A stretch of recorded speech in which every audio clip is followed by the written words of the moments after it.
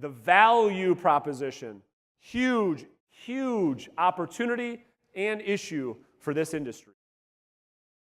So, here are the components of what I call the value equation that ends up being the value you offer to your clients. We have to do two things at the same time. We have to increase the certainty that the seller has that you are the right agent, and at the same time, decrease their risk in hiring you as their agent. Okay, I'm going to give you an example. This is what I call the value ladder. The further those two things are apart, the more certainty and the lower risk, the further those are apart, the more value you're delivering.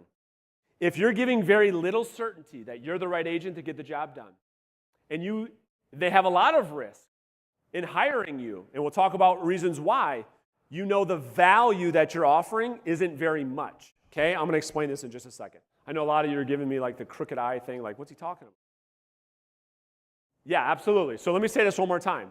So the value equation is this. So when you think to yourself, okay, we talked about this when we had the panel. How do I provide value at a listing appointment? Most agents look at that as a commodity. Well, we offer open houses. We do this. We do that. We do this. Sound familiar, right? You probably all are victims of that, okay? Are all guilty of that. The second you start doing that, you become a commodity in the eyes of the seller. Because the second you say that, you're telling the seller, okay, I can shop that against your competitors to see what they offer, right? But value, watch this. Value is a perception. Can you measure value?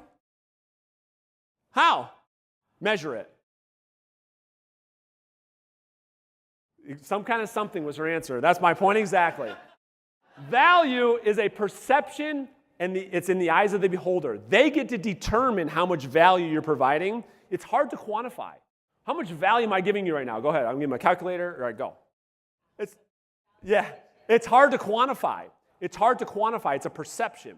So the two key components to strengthening the perception the seller has of you is we have to increase their certainty that you're the right agent. This will make sense in a second. And we have to decrease their risk. Okay, let me give you an example. So when we look at this, okay, it's got to follow. These are the questions your value proposition has to answer. This will make a lot more sense.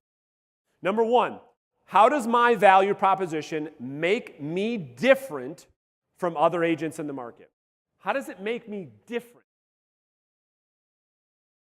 Most agents, I'm telling you right now, when you say, hey, let me ask you a question. Olga, why would I hire you over all these other agents? Most agents get real scared of that question. And if they try to answer it, it's something like this. Well, because I give great client service. Do any of you give bad client service? It's not different. That's not a value proposition. Well, I really care about my clients. Do any of you hate your clients? Well, some of you might do, but don't answer that.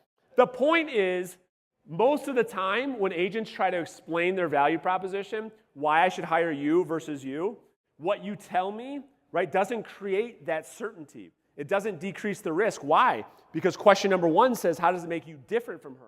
If you tell me the same thing she tells me, there's no value. You with me? Question number two, how does my value proposition increase that perceived value, okay, that I'm the right person for them to hire? Number three, how does my value proposition decrease their perceived risk that the seller may have when hiring me? When I say that to you guys, and you're asking, what does he mean when he's saying that? What is the risk a seller has in hiring a realtor? Who said that? Yes. How many of these have you gotten today? None? Okay, good job. He said that the house doesn't sell. I don't know that what you told me is going to get this property sold. Okay, what's another one? You won't do the job, kind of the same, little bit of the same thing. You won't what? Okay, so the risk might be like, hey, if you don't do your job, I'm stuck in this long-term contract, and now I'm stuck. Is that what you're saying? Yeah, good job. That's a good one. All right, so these are some examples of some risk the seller takes when they're hiring you guys. What's the number one complaint in our industry that sellers have about realtors? Boom. I can't give all you guys t-shirts. So there we go. It's lack of, oh, come on. It's lack of communication. That's the number one complaint consumers have with realtors is everything you told me when we first met was all bullshit. After we left and after I signed this contract, you didn't do shit you said you were going to do. That is their number one complaint, okay? So it's very risky for a seller to hire you based off of your word because all the studies show you guys are all full of shit, right? So they have a lot of risk. They don't know if you're going to follow through, okay? Question number 4, how does my value proposition become irresistible to the seller? You have to be able to ask that question. We're going to talk about how in a second. And then number 5, how does my value proposition clearly position me as the obvious choice? You got to ask yourself these 5 questions when you're delivering your value proposition to a seller. Oh, you guys want me to go back? Yeah. Go ahead. You guys want to take a picture of that? I'll get some water because my voice is going out. Brad, you get a picture of that? You guys good? All right. Okay, so let me give you some examples outside of the real estate industry that will get your minds going. You say, oh, okay, now I kind of get what he's saying. Best Buy. We price match guarantee. We won't be beat on price. This is what they say on their website. When they created their value statement or their value proposition, they wanted to increase the certainty that all you had to go shop at Best Buy.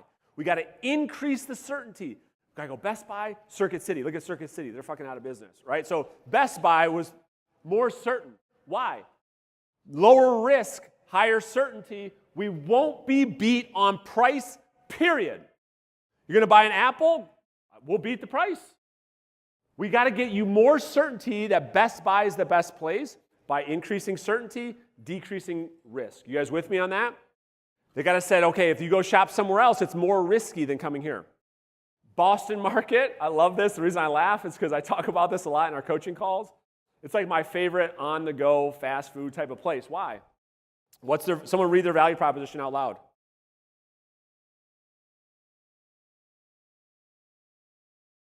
Beautiful value proposition.